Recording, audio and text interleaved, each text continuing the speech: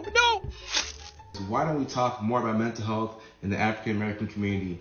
Son of a... Mental health. It's a term that I'm sure you've heard being used at school or on social media. You know that it's important and that it's something people are trying to raise awareness about. But have you ever stopped to think about what it really means? Let's dig into it. This is Can Explains Mental Health. Everyone has mental health. But what does that really mean?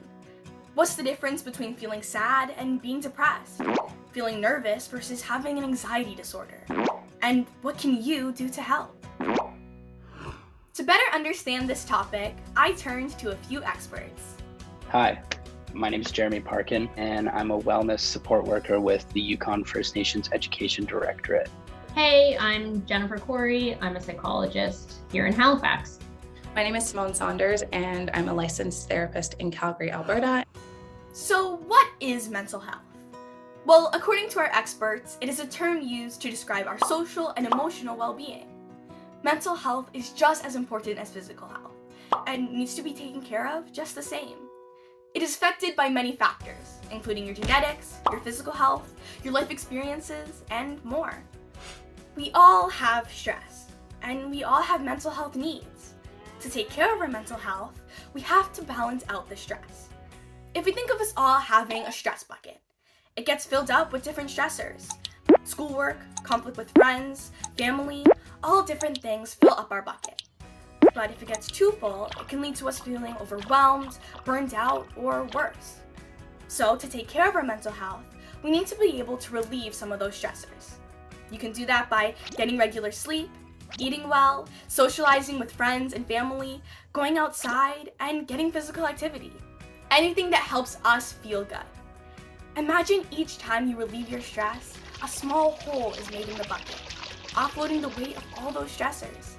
Keeping it all in balance is key to mental wellness. Mental wellness is a lifelong process and is different for everyone. It doesn't mean always being happy, but rather that you're able to manage well in your day-to-day life. Mental wellness is a spectrum that goes up and down throughout our lives. There may be another term you're hearing, mental illness. Mental illness is one part of mental health. According to a survey from 2012, 1 in 3 Canadians will be affected by a mental illness in their lifetime. A mental illness is a diagnosis, which may be determined by a doctor based on symptoms and how they affect a person's life. Mental illness is not the same as feeling distressed because of normal reactions to difficult situations, like losing a loved one, or big changes, like moving to a new school. Everyone has feelings that can feel negative at times, like feeling sad or anxious, but not everyone has a mental illness. So mental illness involves mental health problems that are really linked to high levels of distress and or problems functioning in daily life. Sadness, for example, is not a mental illness. But if that sadness is paired with other symptoms like tiredness, irritability, a lack of enjoyment of things you used to enjoy, then that could be depression. Depression is a mental illness. Another common mental health concern is anxiety. Everyone can feel stressed or anxious at times, but not everyone has an anxiety disorder. Why are you making me so self-conscious right now? Because I have to. Why? Because I'm anxiety. People who are mentally ill can seek treatment. That can be in the form of medicines like antidepressants, but that can also be in the form of therapy. A combination of both drugs and therapy is often recommended. Some mental illnesses may only last for a certain period of time, but many are lifelong health conditions. People who are mentally ill can live happy and productive lives, but may just need some extra support, like anyone living with a chronic illness. It can be really difficult to talk about mental health and mental illness. Sometimes that can be because of something called stigma. Stigmas are negative stereotypes. Stigmas can lead to discrimination, and they can prevent people from seeking the help that they need. One way we stigmatize mental illness is with our language. For example, calling people crazy or psycho is stigmatizing language. Even saying things like, I am OCD, can add to stigma. Yeah, I actually have OCD. Oh my god, girl, no, like same. I'm so OCD. No, I have OCD, obsessive compulsive disorder, is a real diagnosis. and making light of it can be harmful to those who are actually living with it. Some stigma comes from the fact that you can't see a mental illness, the same way you might be able to see a physical illness or disability. That's why they are often called invisible disabilities. This can make people hesitant to believe that someone is struggling, and may even accuse them of being overdramatic. Talking about emotions can also be stigmatized. Sometimes society and expectations make you feel like you need to appear strong, and mental illness can be seen as weakness. That is a huge stigma. I think we just need to make sure that people know that it's okay to not be okay, is I think the biggest stigma, you know? Some communities may be at higher risk of dealing with mental health difficulties and mental illness. That can be because a number of factors, like having less money, experiencing barriers because of race, and living in an area with less resources.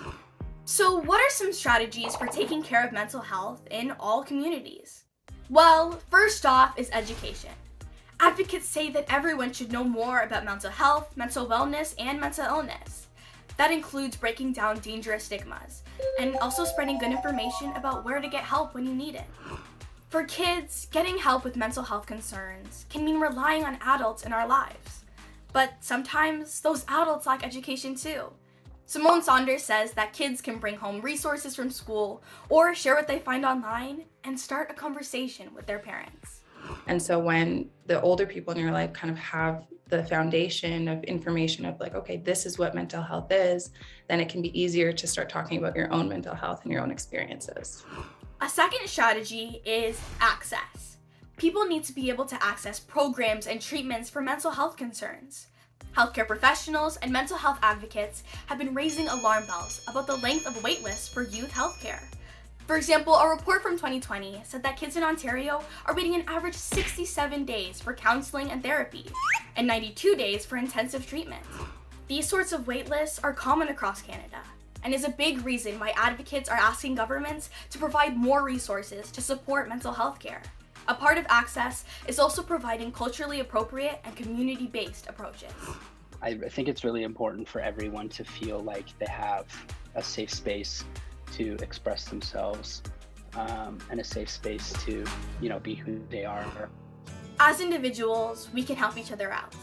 That can mean being supportive when people reach out for help. And it means treating people with mental illnesses with care and kindness. It also means treating our own mental health and wellness with care and kindness. If you're in need of support, you can talk to a trusted adult, a school counselor, a health practitioner, or you can use services like Kids Help Phone. Mental health is a big deal, but it's not as scary a topic as I thought. What are some ways that you take care of your mental health? For me, I like to write, read, and try fun new things. Well, that's it for Can Explains. For CBC Kids News, I'm Ainara Alleyne. To make this video, I turned to expert interviews and research. Thanks to Jennifer Parkin, Simone Saunders, and Jennifer Khoury, who all appeared in the video. Additional help came from Stacey Gerlash.